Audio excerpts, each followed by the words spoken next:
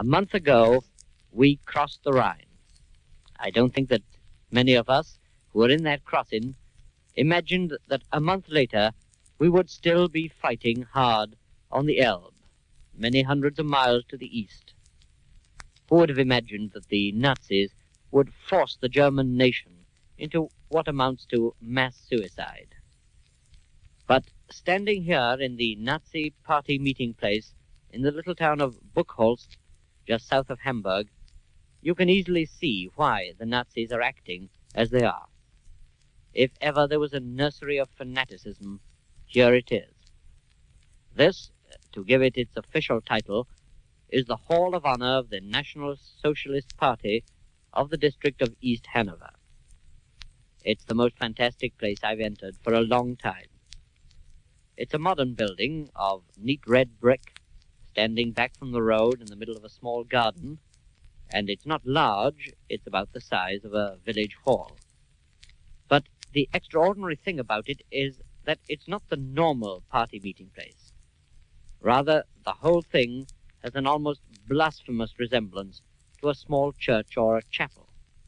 It's got stained glass windows, but the sun shines in through SS men and soldiers rather than saints. There's a pulpit here for the local party leader rather than for the minister. And the final blasphemy, where the altar lies in a church, there stands the life-size portrait of Hitler, flanked by none other than Himmler and Robert Ley. There's even a harmonium in the small gallery upstairs, although the sort of hymns that were played in it are hard to imagine. The whole place has the strained and furtive atmosphere of the meeting hall of a secret and fanatical cult. And you can easily imagine the local Gauleiter, whose portrait is everywhere on the walls with the inscription, "To our beloved Staatsrat Telschau," and what a beauty he looks. Well, you can easily imagine him here haranguing his party members from the pulpit and whipping them up into a final state of frenzy. The people who built this hall, with its heavy, far too Germanic furniture, its over-rich decoration, its endless portraits in savage bad taste, these are the people who, inevitably, will not admit the failure of this cult, who are going to pull them to make a grandiose exit from this.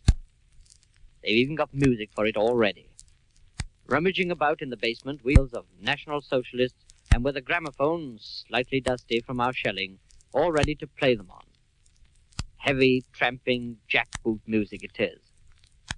Well, there's only one thing to do with this poisonous place, the nursery of the fanatics who are still costing the lives of our British soldiers 1 month after we'd smashed the last defenses of Germany. General commanding the 7th Armored Division. This place is going to join the rest of the strong points in which the Nazis are still resisting. It's going to be blown sky high.